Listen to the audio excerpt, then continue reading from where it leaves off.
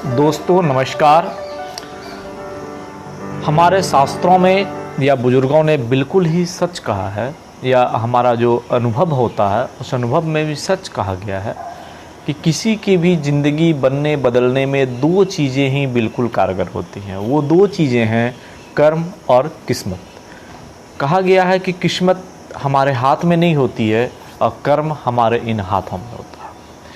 गीता में बिल्कुल ही सत्य कहा गया है कि किस्मत को आप बदल सकते हैं अपने कर्मों के द्वारा, यानी आपकी किस्मत आपके कर्मों पर निर्भर करती है। और जिनकी कर्म अच्छे हैं, जिनके कर्म की डायरेक्शन अच्छे हैं, उनकी किस्मत कभी ख़राब नहीं हो सकती है। आइए आपके अपने Facebook page CM Jha academy the learning page पर और आप आपके अपने YouTube channel CM Jha academy the learning channel पर सुनते हैं एक छोटी सी कहानी। एक राजा था और उनका एक मंत्री था। दोनों की जुगलबंदी बहुत ही मजबूत थी। दोनों राजा और मंत्री हर एक कार्य को एक दूसरे से पूछे बिना, सोचे बिना, समझे बिना कभी नहीं करते थे। इन दोनों की जुगलबंदी इतनी मजबूत थी कि सारे पड़ोसी, सारे मंत्रीगण, सारे अष्टगण, जितने भी राजा, मंत्री और पड़ोसी थे, चुगलखोर थे, सब लोगों ने इनकी जुगलबंदी को तोड़ने का प्रयास किया, परंतु कभी सफल नहीं हुए। मंत्री बहुत ही न्यायप्रिय थे, राजा उतने ही गुणी, सर्वगुण संपन्न और न्यायप्रिय थे। मंत्री में एक सबसे बड़ा गुण था कि वो न्यायप्रिय, कर्मशील होने के साथ साथ बहुत ही धार्मिक भावना के थे।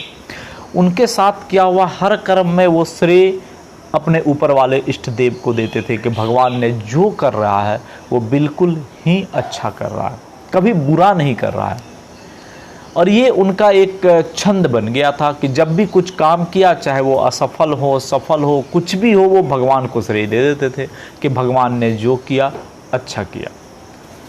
एक दिन की बात है कि राजा जी चाकू से कोई फल काट रहे थे बैठ के, मंत्री जी बगल में थे।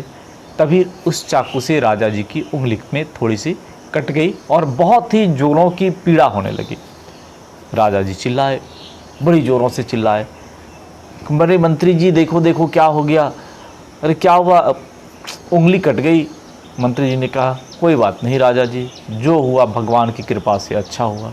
एक तो कष्ट, उंगली कट गई है, खून निकल रहा है, और वो मंत्री जी उनको बोल रहे हैं कि जो हुआ भगवान की कृपा से अच्छा हो रहा है।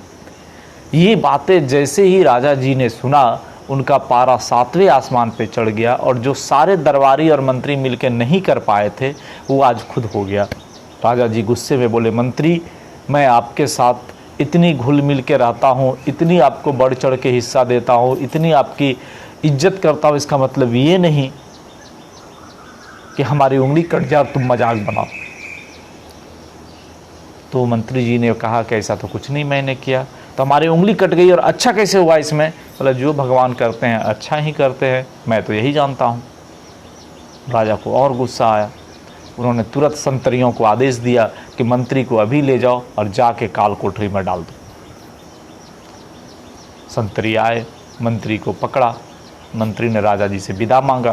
राजा जी बहुत अच्छी बात, जो होता है अच्छा ही होता है। तो बोला तुम्हें काल कोठरी में डाल रहा हूँ, ये कौन सी अच्छी बात है? बोला ये भी अच्छी बात है। अगर हमारे कर्म कुछ वैसे होते कि मैं चोरी, डकैती या राज्य में कोई आपदा, राज्य के सामने कोई संकट, राजद्रोह, देशद्रोह किसी केस में किया रहता और मुझे जेल में डाला जाता तो अफसोस होती कि मैंने कुछ गलत कर्म किया। यहाँ पर तो मैंने कुछ किया ही नहीं है, हमारा कर्म कोई गलत नहीं है, फिर भी मुझे जेल में डाला जा रहा है, यानी ये प्रभु की इच्छा है, और तो जो हो रहा है बिल्कुल अच्छा हो रहा है। राजा का गुस्सा और बढ़ गया। एक तो इसे मैं सजा दिया, जेल भेज रहा हूँ, और आज देखो फिर भी बोल रहा है कि जो भी हो रहा है अच्छा हो रहा है। बात आई गई हो गई। मंत्री जी काल कोठरी में पिछले 2 महीने से पड़े हुए थे, और उन्होंने कभी राजा जी से ये खबर नहीं भिजवाया कि हमने गलती की है या हमारी ये गलती हो गई, हमारी सज़ा माफ़ कर दो, हमें बाहर ला दो। एक शब्द नहीं बोला। राजा जी शिकार के लिए गए, जैसे सारे राजा लोग जाते हैं, और देखते ही देखते राजा अपने सैनिकों से बिछड़कर जंगल में घने दूर तक चले गए।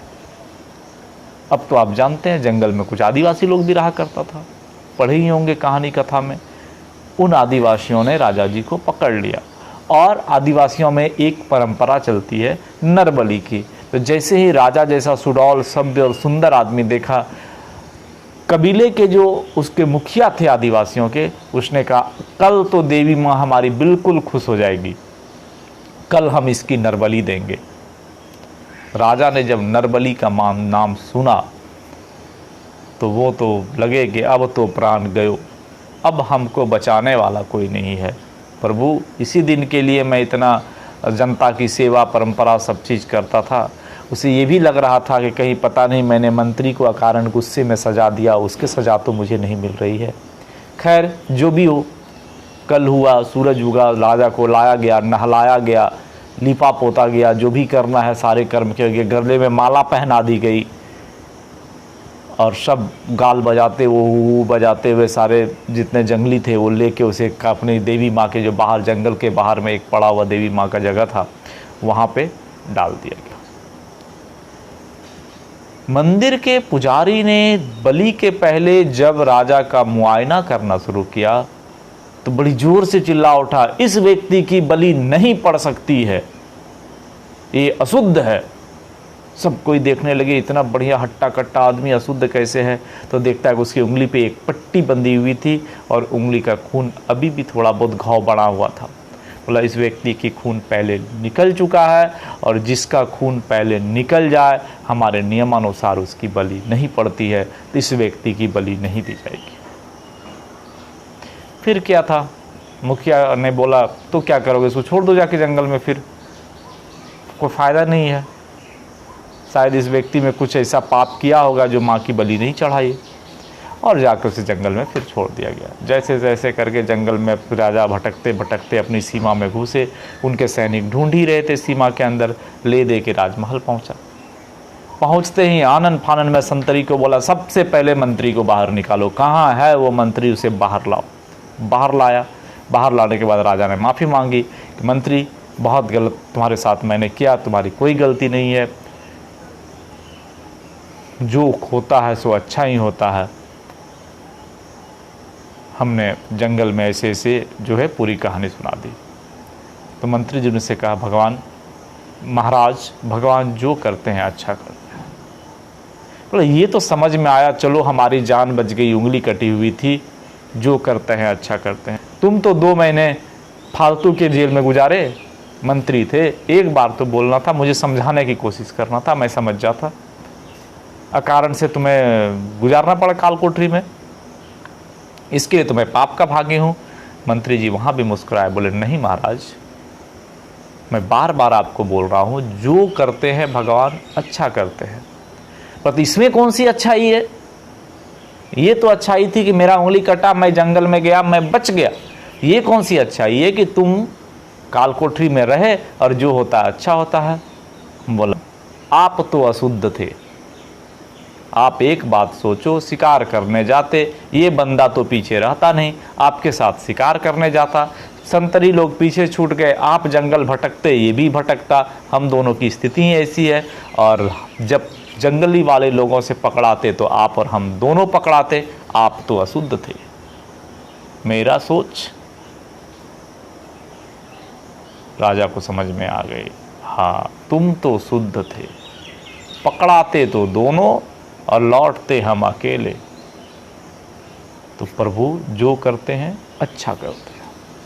तो दोस्तों, ये कहानी बहुत ही छोटी सी थी, बहुत ही मोटिवेशनल थी और शायद हम लोगों ने बचपन में पढ़ा था, जहाँ तक मुझे याद है। तो ये कहानी हमें ये शिक्षा देती है कि हमें अपने कर्म को कभी भी इस हिसाब से करनी चाहिए जिससे हमें कोई अफसोस ना हो। हमारे कर्म के हिसाब से हमारे किस्मत हर रोज़ बदलते रहते हैं, परंतु हमारे किस्मत के हिसाब से हमारे कर्म कभी नहीं बदलते। तो कर्मशील बने, भाग्य के भरोसे ना रहें और ऊपर वाले पे एक विश्वास और ध्यान रखें, जो भी होगा बिल्कुल ही भला होगा, बशर्ते उस समय जिस समय आपको रिजल्ट मिला है आपके कर्मों का, अच्छा हो बुरा हो, उसे गले लगाएं। उस समय के रिजल्ट के हिसाब पे कोई डिसीजन ना लें, क्योंकि अगर आप तात्क्षणिक डिसीजन लेते हैं कि हमारे साथ प्रभु ने बहुत गलत किया या हमारे साथ प्रभु ने बहुत अच्छा किया, तो दोनों ही पल आपके लिए दुखदाई होगा, क्योंकि बहुत अधिक खुशी और बहुत अधिक दुख में जो मनुष्य का एक डिसीजन होता है वो बिल्कुल गलत होता है। आज तक का इतिहास है वो सही नहीं रहा है। चलिए फिर मिलते हैं अगले दिन, कुछ बड़ा करते हैं, कुछ बड़ा सोचते हैं कि सीरीज में एक और छोटी सी मोटिवेशनल कहानी लेकर इसी जगह सुबह फेसबुक पेज पर और हमारे YouTube channel CM Jha academy the learning channel पर 24 आवर। आप हमारे फेसबुक पेज को अगर लाइक फॉलो नहीं किए हैं तो अभी पेज को लाइक करिए, फॉलो करिए और हमारे YouTube channel CM Jha academy the learning channel को सब्सक्राइब जरूर कर लीजिए। और दोस्तों एक आप लोगों से रिक्वेस्ट है कि कम से कम हर एक देखने वाले व्यूअर्स अपने 10 ग्रुप में हमारे वीडियोज़ को ज़रूर शेयर करें, हमारे YouTube चैनल के लिंक को ज़रूर शेयर करें।